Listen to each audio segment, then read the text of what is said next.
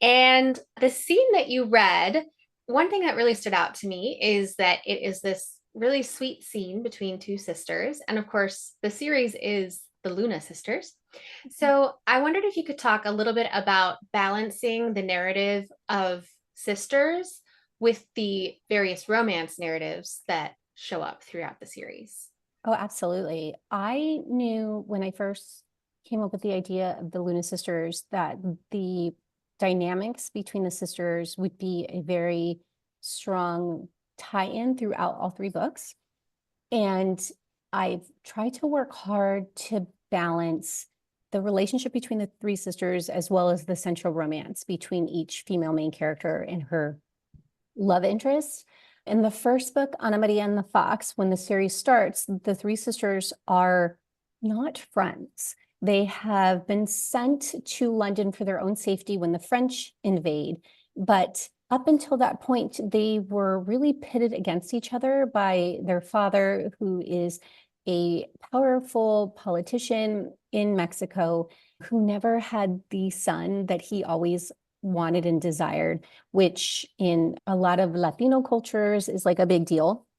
And so here's this very powerful man who does not have a son to like carry on his legacy. He has these three daughters, and he has kind of used them to benefit his own political career and has kept them under his thumb this whole time. And so when they are sent to London, suddenly he's not there to kind of be this overbearing presence for them. And they are at liberty to actually try to be friends with each other. And so that is a big part of the first book, as the three sisters make this new life for themselves within London, as they try to decide who they want to be and what sort of relationship they want to have with each other. Writing their interactions with each other was one of probably my favorite parts of writing the first book. In this book, in Isabel and the Rogue, they already now have an established relationship with each other.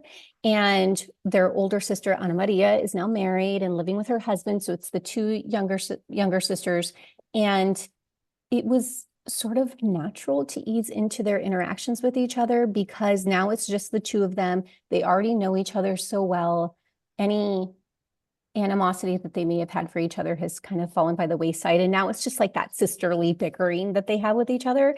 And so, if anything, I found it easier to write them because it was kind of like stepping into a really comfortable shoe. I already knew who they were as characters on their own, and then I knew how they interacted with each other. So when I was considering Isabel's story, like I said, the awkward, bookish middle sister who is really trying to prove herself, it made the interactions with Gabby, who is the sister she's going to be with the most, so much easier to write.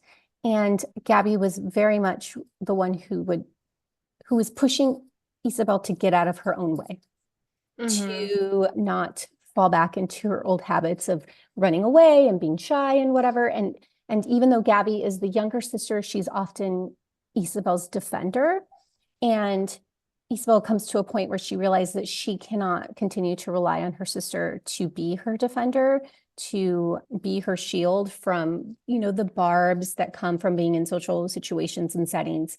And in many ways, the male main character, Sirius, becomes that for her. And not so much that she needs it, because by the end of the book, she's already grown as a person and she's willing to stand on her own 2 feet. She's confident in who she is and what she wants, but now she has this character who's going to stand by her side and do it. So balancing those two was, I would say, was a lot harder in the first book than it was in Isabel's book because, like I said, their relationship was more established. But I just really love writing the sisters together. I think that it really draws out parts of their characters, both of them, that I think is important for readers to learn about them. And if anything, I do, I have to like really whittle down their scenes because, this is a romance. It is about that central relationship between the male main character and the female main character. But I saw like a review of Anna Maria and the Fox said this, and I've kind of kept it in mind that the romance is obviously the heart of the story, but that the relationship between the sisters throughout the series is its soul. And I Mm. just Really love that. Yeah, well, metaphorically, just as you were describing how the father pitted them against each other, and now without him there, they learn how to support each other. Mhm. That metaphorically works for what we know that, the patriarchy is always trying to pit women against each other. And then Absolutely. when we actually are able to kind of be in rooms alone with each other, we're like, wait, I like you, you like me, let's make this happen. That's So, an excellent way to put it. Absolutely. yeah. A couple of other things that I picked up on in the scene you were reading were these tensions that I think probably Isabel's going to explore throughout the book. And one of them, was the idea of belonging versus scorn for the people that you want to accept you.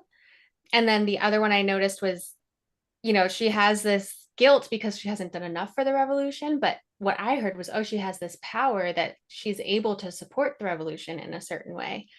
Are those themes that end up being explored on Isabel's narrative journey? Absolutely. I think that for Isabel, she's like struggling with who she is versus who other people think she is. She is this very charming, perfect older sister and this very charismatic, beautiful younger sister. And I think that she has always been compared to them, even though that's unfair because she's a totally different person, but she's always been compared to them. They've always been kind of like the yardstick for her measurement. And she was never going to measure up to that because she's a totally different person. And also thrown into the mix is that she is the darkest skinned of her sisters. She's the one that reflects their father's indigenous roots. And colorism is a big deal in Latina cultures. It's a big deal even now in Mexico. So this is, not only is she dealing with microaggressions because she is a foreign woman in a foreign land who has an accent, but she also very visibly is foreign looking. And so she's had to deal with these aggressions that her sisters have not. And I think that that's informed how she views herself in comparison to that. And so she is struggling to kind of live up to their example while also not wanting to be like them, like wanting to be her own person, wanting to do something different in her own way. And she's given an opportunity to kind of use her wallflower status to do something important. And she's, in her eyes, failing at it, which I think compounds her feelings of inadequacy.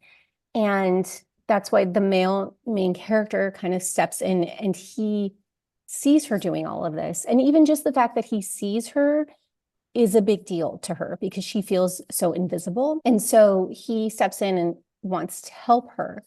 But ultimately, Isabel's helping herself. Like she's doing it for herself. And he's there and he's supportive. And even just being seen for who you are is such a powerful thing.